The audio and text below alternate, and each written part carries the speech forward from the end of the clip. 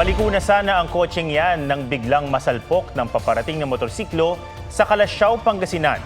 Tumila po ng angkas ng motorsiklo. Sugatan siya at ang rider. Wala namang nasaktan sa sakay ng kotse.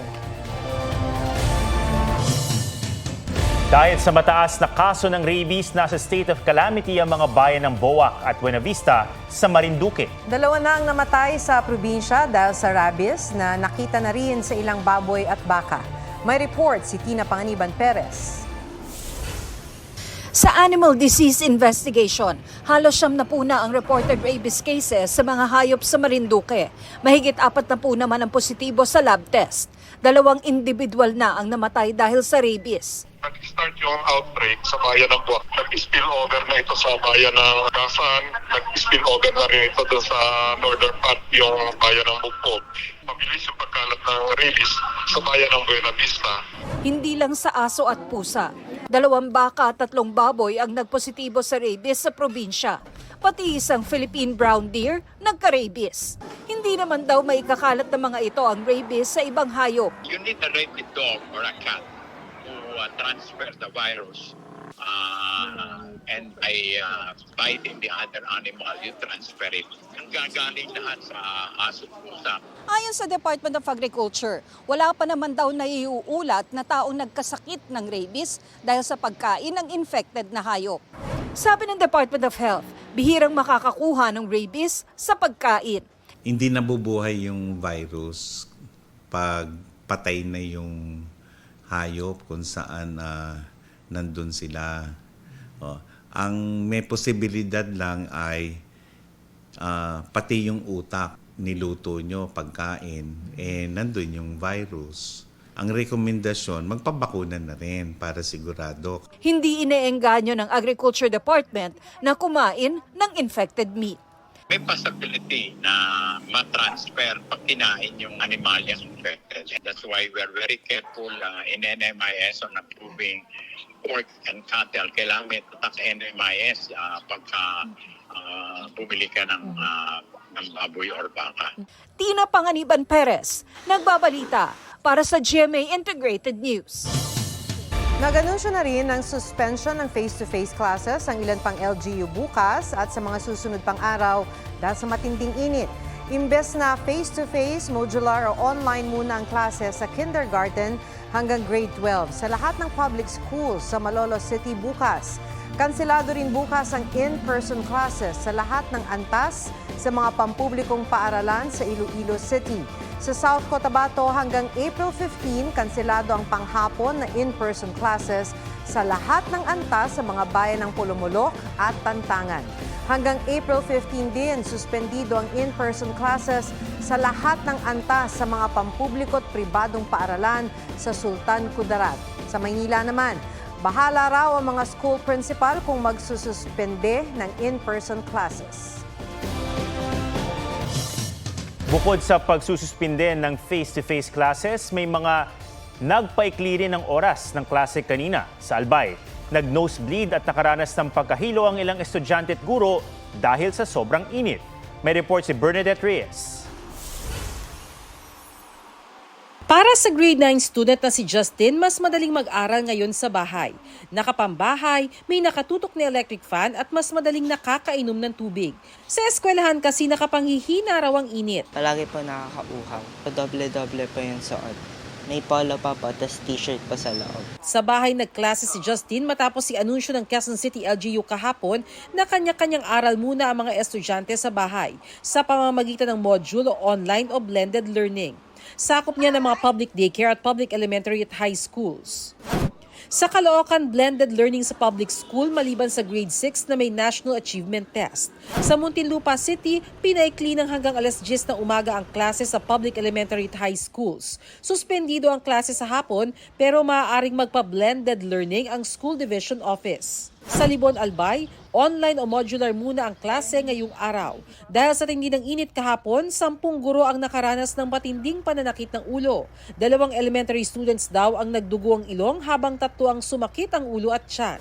Half day naman ang face-to-face classes sa Pulangi, Ginubatan at Kamalig, Albay ngayong araw. Sa Iloilo, mahigit 450 na paaralan ang nagsuspindi ng in-person classes mula March 19 hanggang ngayong araw. Sa General Santos City, suspendido ang in-person classes hanggang April 5. Sabi ng DepEd, walang iisang patakaran sa buong bansa. Depende talaga sa School Divisions Head o LGU. Ano na po tayong order sa Department of Education na pwedeng mag-switch to blended learning. Hindi rin daw required na mag-uniform sa paaralan. Pinapayagan natin ang mga estudyante na magsuot ng mas komportableng kasuotan, mga light materials lang, and even for our school personnel. Bernadette Reyes, nagbabalita para sa GMA Integrated News. Nag-statistical tie sina Senator Raffy Tulfo at Vice President Sara Duterte sa 2028 Presidential and Vice Presidential Preference Survey ng Pulse Asia. Nagbigay ang Pulse Asia sa respondents ng listahan ng mga pangalan at tinanong kung sino ang kanilang iboboto bilang presidente kung gaganapin ngayon ang eleksyon. 35% ang pumili kay Tulfo habang 34% kay VP Sara, 11% kay dating Vice President Leni Robredo. Kasama rin sa listahan sina Senador Amy Marcos, Manny Pacquiao, Senator Robin Padilla, Senator Risa Ontiveros, House Speaker Martin Romualdez, dating Pangulong Rodrigo Duterte at si Isko Moreno. Nagbigay rin sila ng mga pangalan ng mga maaaring tumakbo sa pagka-vice-presidente. 35% ang pumili kay Senadora Grace Poe, 16% kay Senadora Marcos, 14% sina Manny Pacquiao at Senator Padilla. Kasama rin sa listahan sina Senate President Mig Zubiri, Defense Secretary Gilbert Chodoro Jr., House Speaker Romualdez, pati sina Senator Tulfo, Bongo, Ontiveros, dating Senator Kiko Pangilinan, VP Duterte, Davao City Mayor Baste Duterte at dating Pangulong Duterte. Nag-survey rin ang Pulse Asia kaugnay sa 2025 senatorial elections. Tinanong din ang respondents kung sino sa mga pangalang ibinigay nila ang iboboto nila kung gagawin ngayon ang eleksyon. Ginawa ang mga survey mula March 6 hanggang 10. Kasabay ng mainit na panahon ang pagdami rin ng mga kuto. Ang pamilyang yan sa Marikina City nangati ang anit dahil sa kuto. Nagkahawaan na rin sila. Sa Lawag City, Ilocos Norte, nagpagupit na ng buhok ang isang bata. Hindi rin makatulog ang isang bata sa Isabela dahil sa kati. Madalas na rin ang kanilang pagsuyod ng buhok para maalis ang mga kuto at itlog nito. Sabi ng Department of Health, nangingitlog at mabilis dumami ang kuto sa mainit na buhok at pawisang anit. Ang hawaan ng kuto ay nangyayari kapag naghihiraman ng gamit.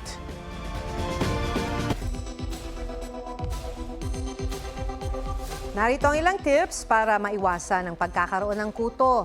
Una, panatilihing malinis ang katawan. Dalasan ang paglalaban ng mga tuwalya, unan, kumot at bedsheet lalo na kung may katabi sa pagtulog. Pati na mga sofa at gamit na nasasandalan ng ulo. Maging ang paghuhugas ng mga ginagamit na suklay, sombrero at iba pang hair accessories. Iwasan din ang hiraman ng gamit. Ugaliin ang pagsiyasat sa anit kung may pangangati. Kung merong kuto, magpakonsulta sa dermatologist para maresetahan ng gamot at maturuan sa tamang paggamit ng lice shampoo. Epektibo rin ang araw-araw na pagsusuyod ng buhok.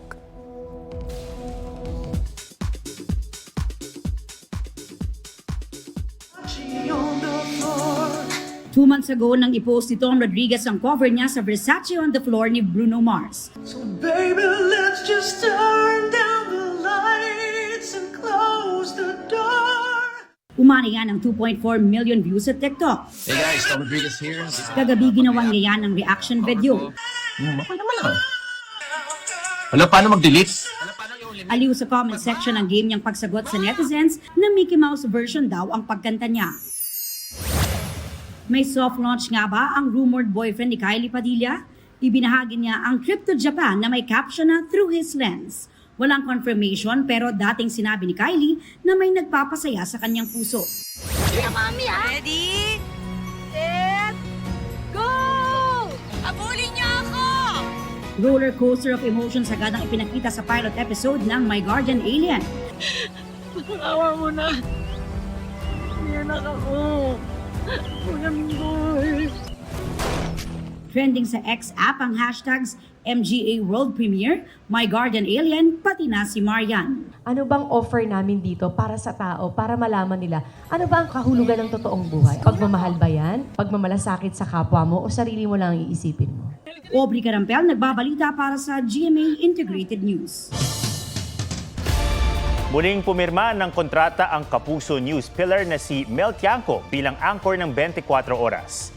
Pinangunahan niya ni GMA Chairman Attorney Felipe L. Gozon, President and CEO Gilberto R. Duavit Jr., Executive Vice President and Chief Financial Officer Felipe S. Yalong, at Senior Vice President for Integrated News Regional TV and Synergy, Oliver Victor B. Amoroso. Dumalo rin sina GMA Integrated News Consultant Grace de la Peña Reyes at Vice President and Deputy Head for News Programs and Specials, Michelle Seva, at iba pang opisyal ng GMA Integrated News.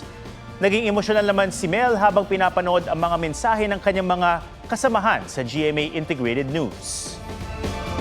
Si Mel, or Tita Mel, as she is fondly called by everybody here in GMA and in GMA Kapuso Foundation, ay hindi lamang icon, kundi isang institusyon na. Sapagkat ang puso ni Mel ay talagang nasa tamang lugar at alam ng mga tao na hindi plastic ang kanyang desire to help, kung hindi tunay at totoo. Maraming salamat for being who you are and for being what you've become.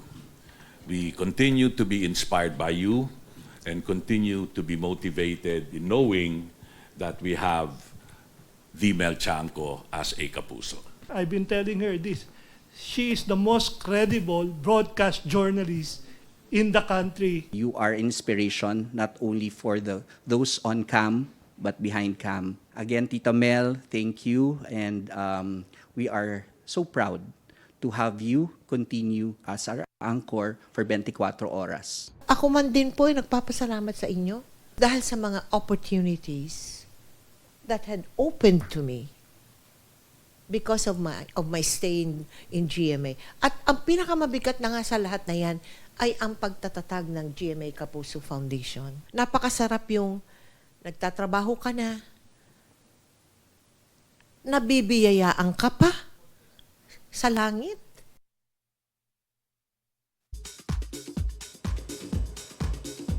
Kahit nasa military service, patuloy ang pagtanggap ng parangal ng global superstars na sina V at Jungkook. May report si Nelson Canlas.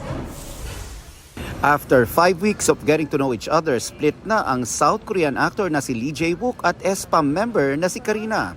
Hiwalayan nila trending. K-pop celebrities Han So-hee at Ryu Jun-yeol tinanggal sa isang film project kasunod ng breakup nila.